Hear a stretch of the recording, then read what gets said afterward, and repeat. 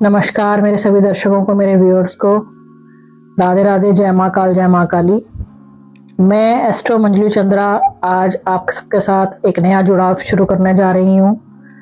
मेरा चैनल है astro मंजलि the divine talk, जो आप सबके बीच में ऑलरेडी सोशल मीडिया पर है और आप सब उनसे जुड़े हुए हैं।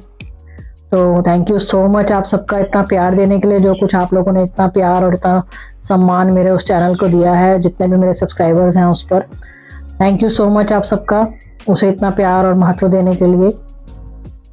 आज से हम एक नई सीरीज स्टार्ट करने जा रहे हैं। आज से मैं आप सबसे रूबरू होने जा रही हूँ इस चैनल के थ्रू। आप सबको अब मैं अपने जितनी भी जानकारियाँ हैं, क्योंकि अब हमारा अक्टूबर 2025 का महीना चल रहा है। ये हमारा दिवाली से जुड़ा हुआ महीना है। आने वाले समय में बहुत जल्दी ही अगले हफ्ते दिवाली वीक स्टार्ट होने वाला है, जो कि है 18 अक्टूबर 2025 से 23 अक्टूबर 2025 तक के बीच में। तो इस अच्छे शुभ अवसर पर, दिवाली के शुभ अवसर पर मैं आप सबके साथ जुड़ना स्टार्ट कर रही हूँ। जितनी भी चीज़ें मेरे पास हैं, जो कुछ भी आज तक मैंने सीखा है, मेरे पास जो भी विद्याएं हैं, जो भी सिद्धियां हैं, जो भी मेरी प्राप्तियां हैं, जो भी मैंने स्पिरिचुअल लाइन में अपने आप को आगे बढ़ाया है, जिस तरीके से जो भी मेरी यात्रा रही, मेरी जर्नी रही, वो सब चीज़ें मैं आप सबके साथ साझा करूँगी। धीरे धीरे एक नई सीरीज़ की शुरुआत करेंगे, कुछ ना कुछ नया आपके लिए रोज़ लेकर आएंगे और इसी माध्यम से मैं आप सबसे जुड़ना चाहती हूँ। मैं उम्मीद करती हूँ कि आप सब बहुत सारा प्यार देंगे मेरे इस YouTube चैनल को, और भी ज़्यादा प्रशंसा मिलेगी। इसको प्रचलित करेंगे, आप लोग सब्सक्राइब करेंगे, लाइक करेंगे, शेयर करेंगे। तो आज हम जो अपनी श्रृंखला स्टार्ट कर रहे हैं, थोड़ा सा मैं कुछ जानकारियाँ आपके साथ जो शेयर करना चाहती हूँ। वो मेन हमारा जो टॉपिक रहेगा वो आज है दीपावली। दीपावली के जो 5 दिन हमारे आने वाले हैं, उन्हीं पर हम बात करेंगे। मैंने बोला 18 अक्टूबर 2025 से हमारा दीपावली का पर्व जो है वो स्टार्ट हो जाएगा, जो कि 23 अक्टूबर 2025 तक रहने वाला है। थोड़ा सा इस साल लोगों में शायद थोड़ी कंफ्यूजन हो सकती है कि दीपावली 20 को है या 21 को है, तो वो मैं आपको क्लियरिटी दूंगी थोड़ा सा कि 20 को है या 21 को है, ठीक है। और इसी में आगे बढ़ते हुए मैं आपसे धनतेरस के बारे में बात करूंगी, नरक चतुर्दशी के बारे में बात करूंगी, छोटी दीपावली, बड़ी दीपावली, इनके बारे में हम बात करेंगे। गोवर्धन और भाई दूज के बारे में हम थोड़ा थोड़ा जानकारी आपसे जरूर साझा करेंगे। देखिए, आप सबको पता है कि जो किस तरह से पूजा करनी चाहिए, क्या क्या विधान है, क्या क्या चीज़ें लक्ष्मी जी की प्राप्ति के लिए आप सबको दिवाली पर करने चाहिए, छोटे छोटे चीज़ें, छोटे छोटे उपाय, ये सब कुछ मैं आप लोगों के साथ साझा करूंगी आज। तो चलते हैं, बढ़ते हैं इस चीज़ में आगे। देखिए, सबसे पहले तो मैं आपके साथ ये शेयर कर दूं कि 18 अक्टूबर 2025 को कार्तिक मास की कृष्ण पक्ष की त्रयोदशी तिथि पड़ रही है, जिस पर कि हमारा धनतेरस का पर्व है। धनतेरस का पर्व हमारा शुरू हो जाएगा 18 तारीख को, जो कि 19 अक्टूबर को दिन में 1:51 तक चलेगा। तो क्योंकि धनतेरस की पूजा हम लोग प्रदोष काल में करते हैं, धनतेरस की पूजा, छोटी दीपावली, बड़ी दीपावली की पूजा, ये सब प्रदोष काल में होती हैं। तो हम जो धनतेरस पे जो प्रदोष काल हमारा जो रहेगा, वो भी मैं अभी समय आपको बताती हूँ। तो धनतेरस की पूजा हम 18 तारीख को शाम को ही करेंगे। 18 तारीख शाम को ही, 18 तारीख को दिन के बाद से आपका धनतेरस जो है वो स्टार्ट हो जाएगा, और आपको शाम के समय माँ लक्ष्मी की पूजा करनी है, धनतेरस जी की पूजा करनी है, धन की प्राप्ति के लिए कामना करनी है। और समय मैं आपसे साझा कर देती हूँ, सबसे जो लाभदायक समय रहेगा प्रदोष काल का ही समय, जिसे आप कह सकते हैं, जिसमें आपको सुख समृद्धि, धन संपदा, माँ लक्ष्मी की प्राप्ति होगी, वो है 7:16 से लेकर 8:20 के बीच में। इस बीच में यदि आप अपनी पूजा पाठ करते हैं, माँ धनतेरस की धन की प्राप्ति के लिए धनतेरस की पूजा करते हैं, तो आपके लिए बहुत लाभदायक रहेगी। प्रदोष काल जो बिल्कुल पर्टिकुलर प्रदोष काल रहेगा शाम का, वो रहेगा 5:48 से लेकर 8:20 तक के बीच में। तो मैं ये कहना चाहूंगी कि 5:48 से बेसिकली आपका ये जो टाइम है वो स्टार्ट हो जाएगा। आप 5:48, 5:45 लगभग आप समझ लीजिए, तब से आप लोग अपनी खरीदारी स्टार्ट कर सकते हैं, पूजा का जो भी कार्य है वो स्टार्ट कर सकते हैं।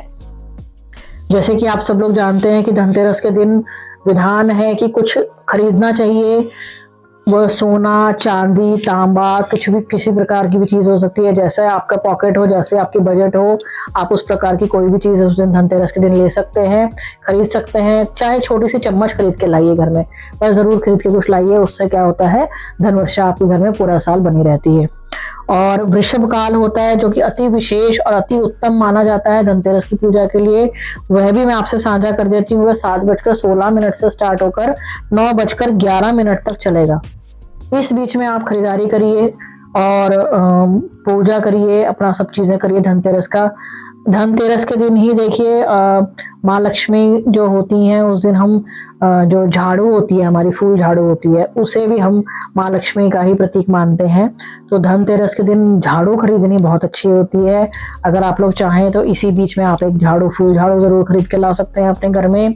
और विशेषता है देखिए उस चीज में, आप खरीद कर तो बहुत सारे लोग लाते हैं, लेकिन गलती एक शायद बहुत बड़ी कर देते हैं, उसे बाहर मत रखिए। कम से कम उस दिन लाकर उसको आप हो सके तो अपने मंदिर के पास ही कहीं पर रखिए, या अंदर कहीं छुपा कर रखिए, क्योंकि वो उस दिन धन लक्ष्मी जी का प्रतीक है। तो लक्ष्मी जी को आप बाहर नहीं छोड़ेंगे ना, तो घर के आंगन में, बालकनी में, ऐसी जगहों में नहीं रखेंगे उन्हें। हो सके अगर मंदिर में थोड़ी सा स्थान है तो मंदिर में ही उन्हें उस दिन स्थान दें, एटलीस्ट उस दिन रात भर उसे वहीं पर पड़ा रहने दें।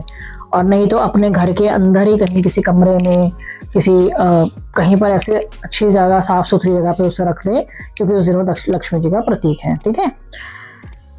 अदरवाइज वैसे भी झाड़ू जो है ना, कभी भी नजरों के सामने नहीं रखना चाहिए। फूल झाड़ू घर में कभी भी नजरों के सामने नहीं होना चाहिए, और जूतों चप्पलों के पास भी नहीं होना चाहिए। इस चीज का आप लोग विशेष थोड़ा सा ध्यान रखा करिए।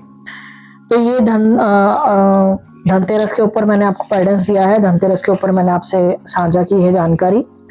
थोड़ा सा आपको मैं और बता देना चाहती हूँ कि धनतेरस पर क्या आप खरीदारी कर सकते हैं। राशियों के हिसाब से अगर थोड़ा सा मैं चलूं तो क्या क्या चीजें आप कर सकते हैं उस दिन, वो थोड़ा सा मैं और आपको बता देती हूँ। समय मैंने आपसे साझा कर दिया है। सोने की खरीदारी तो करना देखिए सबसे शुभ माना ही जाता है, लेकिन हर किसी की पॉकेट सोना तो आप सोचिए कहाँ जमीन आसमान, आसमान छूने के लिए तैयार बैठा है, हो ही रहा है। तो इतना मुझे नहीं लगता है कि हर कोई उसे अफोर्ड कर सकता है।